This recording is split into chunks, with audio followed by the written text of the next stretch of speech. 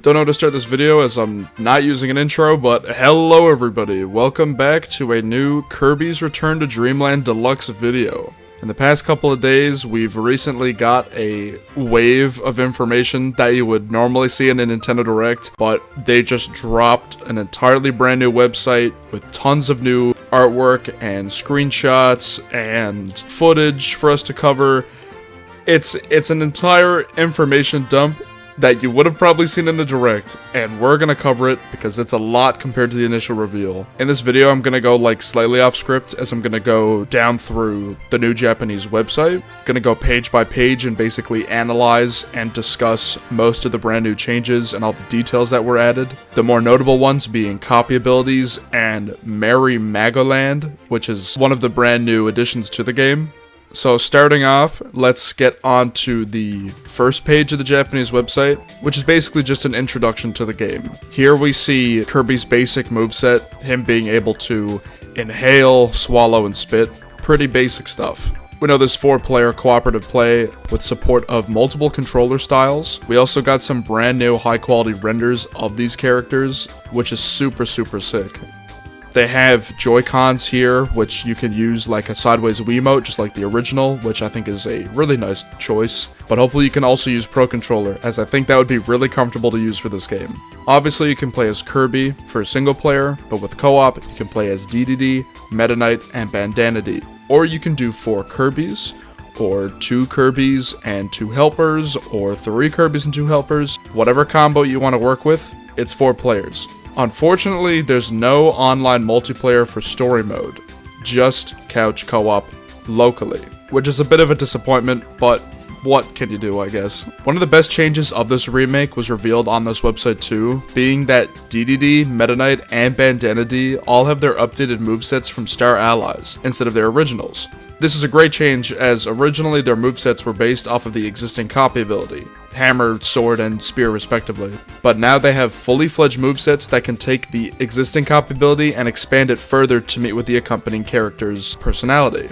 We can see DDD has a brand new charge move for the hammer, along with plenty of upgrades that were already existing in Hammer's moveset. Meta Knight now has attributes from Wing alongside his sword counterparts, so it's just really fascinating to see that these updates actually exist. If you stack all 4 players on top of each other, no matter what order you're playing in, you're able to perform this special attack where once you charge it, you blast a giant cloud, dealing a decent chunk of damage to the enemy. Continuing down page 1, there's a brief mention of copy abilities, but it's just like a basic explanation. I'm gonna go more in depth when that page actually comes by. Just for a side note, I might also make a video in the future going over every copy ability in depth. That won't be until the game comes out, or like near the game comes out when there's more footage, because I like to go over every ability in further detail, just like I did on a previous video when Forgotten Land was releasing. And lastly, on page 1, they talk about Merry Magoland, and I'll touch on that later too, as like copy abilities, it has a page dedicated to it. So now moving on to page 2, this page contains a brief overview of the game's story, discussing the plot and all of the game's important characters that aren't directly spoiler related. And in the background of this website, as you're seeing, we got a mostly full version of the opening cutscene, but some scenes are intentionally sped up or cut shorter for the website, so I would imagine that in the final release, we're still going to get the full-length cutscene and not this altered version for the website, just for marketing reasons. But seeing this cutscene in like full 60 FPS with the updated models is just mind-blowing to me still. And that's basically it for page 2, so now we can move on to page 3, which we can get into my favorite subject, the copy abilities. This page demonstrates how copy abilities function for those unaware, while also highlighting this game's brand new copy abilities, being Mecha and Sand. Mecha we previously saw in the reveal trailer for the game, but now we get to see its moveset in all of its glory. And it looks like a very strong one at that. We know Mecha can be obtained through this brand new enemy here. We do see this mech enemy throughout the trailer at some points too, but I don't think it has a name or even a translated name yet, but I'm not certain. Sand was revealed alongside this website and info dump, and I think it's shaping up to be a wonderful addition to the copyability roster, making it the 68th copyability in the series. Put in your prediction now for what the 69th copyability could be. This ability just looks really cool, and you're definitely going to be able to obtain it in Raised in Ruins because you know, desert level, sand. It's where it's going to be introduced. I'm just calling that from the get-go. And from the gameplay, it seems like some of its moves can also replace whips, which I don't know. It could be a good or a bad thing, because having these new copy abilities exist also gets rid of some of the puzzles that were exclusive to certain other copy abilities, which gave them purpose. Like, Whip was introduced in Return to Dreamland, so having a brand new ability that replaces... Do you know what I mean? Do you see what I'm trying to say? You know? I don't know. Continuing down this page, we can see that every copy ability gets a small moveset showcase here. 31 copy abilities are present in Return to Dreamland Deluxe, being 26 standard copy abilities and 5 super copy abilities. Scanning through all these previews, there were some smaller changes made, but also some more notable ones. First, I want to preface that Spark, my favorite copy ability, seems to still be broken in this game, which I couldn't be more excited for, as Spark made Return to Dreamland fun. Mostly. Obviously, the multiplayer made it fun, but going through, like, the arena and the true arena with Spark, just blasting through bosses, that was fun. So to see it still be broken in this game, that's a plus. Another thing too quickly is that Festival from Star Allies is making a comeback for some reason or another. I don't know why. I think they just needed a reason to flesh in Festival in another game, because not a lot of people liked it. From the looks of the new footage, it doesn't seem like they changed much too. Instead of receiving a full stat boost like you did in Star Allies, I think that all the enemies affected by the screen wipe now turn into food or stars. So, like, that's okay, but it still seems that Festival is the same boring ability as before. Not really too excited about it, as it could have been Circus 2 or just a replacement to Circus, but sadly, it's just another screen wipe. Now moving on to the changes, some of the smaller changes that I noticed were to Water, Tornado, Spear, and Wing. Water visually looks a lot smoother to play with. Some of the animations, such as the dash attack, received updates, which just looks cooler. Nice flair to it. Tornado visually now matches the wind color and animations that were introduced in Star Allies and Forgotten Land, now adding shades of green to the mix, making it more distinguishable compared to the gray ability that it was before. And I don't mean that as in it was a bad ability, I mean the tornado was literally gray. Spear's hitbox, both for the actual model of the spear as well as the damaging hitbox, seem bigger than normal, which is a great buff, as Spear was sometimes hard to judge where you're throwing and where you're landing it, and for them to kind of like upscale the size of it, it's a good addition. And lastly, Wing seems to have gotten a slight redesign to the model itself, which some people complained about in the past, so it's nice for them to actually give it a more modern look. That makes it sound a little less controversial. For those who know what I mean, you know what I mean about Wing. For some of the more notable changes I noticed were to Leaf and Hammer. Leaf's moveset and damage output got slightly updated, now including all the brand new additions from Triple Deluxe. There weren't many changes in the Triple Deluxe moveset compared to the original, but there were slight changes to the damage modifier to the moves, so I think that they took all of those changes and added them just back into the new one. And lastly, Hammer, to me, seems almost slower. I don't know if they're using base hammer speed from Star Allies, because that one was slow, but in the footage shown, it almost seems this hammer could be much slower now compared to the original, which could be a drastic change if so, as Hammer and Spark were the two best copy abilities in the original. But let me know in the comments what you think about Hammer and if it seems slower or not, or if I'm just like going insane. Either way, Hammer is still really strong, so we'll see how that kind of plays out. Moving down the page, we continue to the super copy abilities. Sadly, no new supers were introduced, as I was hoping they would add Super Cutter. So, rest in peace, Super Cutter, as it will likely never see the light of day anymore. The biggest change to supers is that once Kirby swallows the super enemy, a brand new stylized animation plays. Every super ability has one of these animations, and I'll play them as we're going here, but all of these animations add so much emphasis on the power of these abilities, and adding it was completely like unnecessary. Like, it was unnecessary for them to add, but I'm taking it. It's a wonderful addition. It just adds so much more life into these abilities. And the final portion of this page reminds us that the ability challenge rooms in the Star Cutter are returning, to no surprise, now with Mecha and Sand getting their own individual rooms as well. Just a little something extra for you to do on top of this already massive experience. Page 4 reveals all the details about Merry Magoland, which was initially spotted in the game's box art, as no details were given about it anywhere. Originally, it was speculated that this area could be a new menu for sub-games, or it could be an entirely new post-game world that was a carnival, both ideas being hosted by Magoland. Thanks to this website, we get confirmation that this area is a brand new hub world that hosts a collection of Return to Dreamland Deluxe's sub-games, which is hosted by Manager Magoland himself.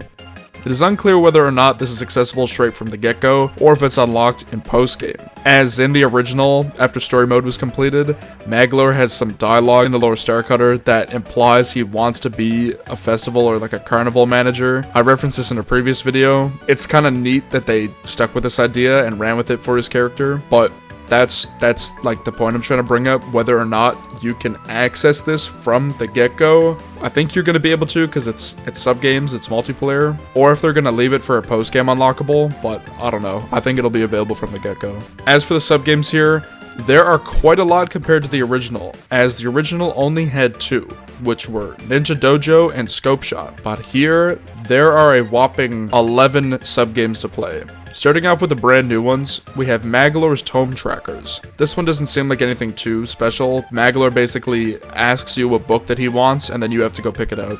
Kinda cool, but I don't think it's gonna be anything too special. Next up is Gun Blasters, which I think is replacing Scope Shot. It would be interesting to see them implement Scope Shot with gyro controls from Joy-Cons and the Pro Controller, just as they did with Mario Galaxy, because it could easily work with Scope Shot. But I think that this is just the replacement to Scope Shot, unfortunately, as it is not listed in this sub-game list whatsoever, and almost features like similar gameplay to it, shooting-wise. I know it's completely different gameplay, but yeah, rest in peace, Scope Shot.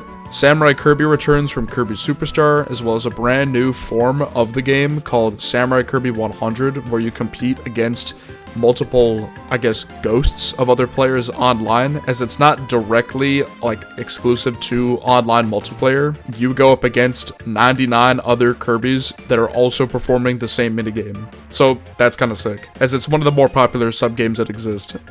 Checkerboard Chase returns from Kirby 64, a beloved minigame from that game. Really dope that they brought this one back. Bomb Rally returns from Nightmare in Dreamland.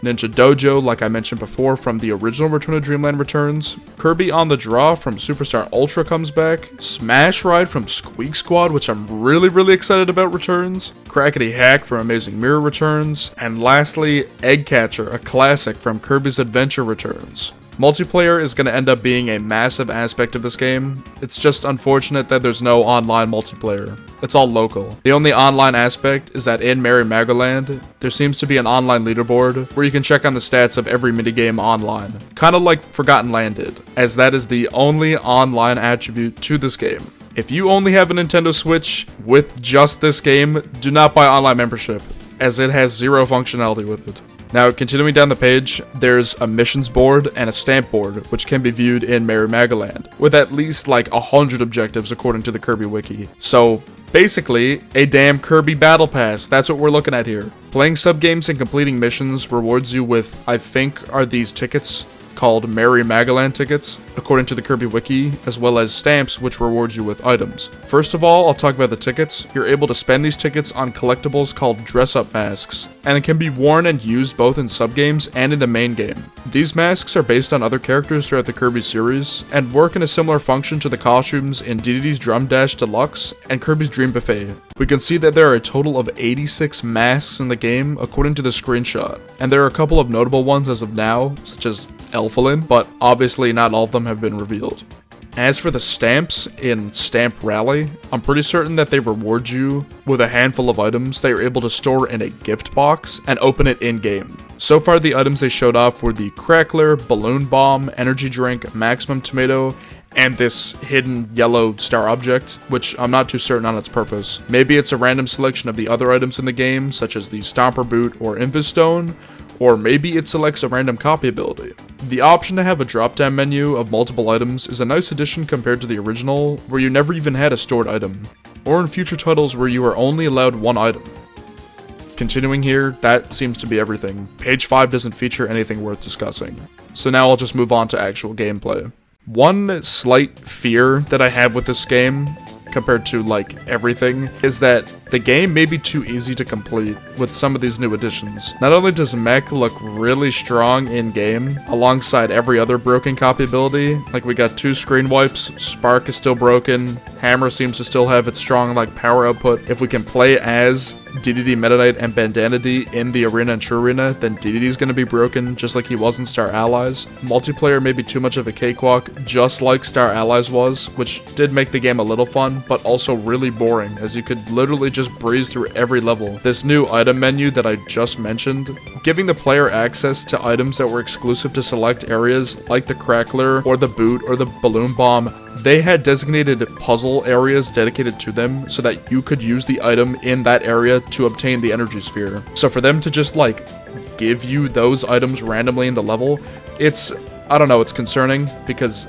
the game might become really damn easy to complete. If you're just stuck in a level or with a difficult sub-boss or boss, you can just whip out a Crackler or Balloon Bomb and then just continue. That almost defeats the purpose of the copy ability. You want to obtain the copy ability that gives you an extra buff in battle. You get to learn the moveset so that you can apply it to defeating the boss. Why give the player items that do that for them? Like, you know what I'm trying to say? I don't know. I just hope that this game doesn't get overshadowed like in the fact that, oh, it's too easy like Star Allies, because Return to Dreamland is a damn good game and a lot of the community knows that. Why else would they remake this game, huh? The only remakes that exist are Star Allies, or not Star Allies, shit. The only remakes that exist are Superstar Ultra and this game. Both of those are really good. They like stand out as some of the best games in the series. So, I don't know, that's just a fear deep down in me. But overall, that concludes this website here.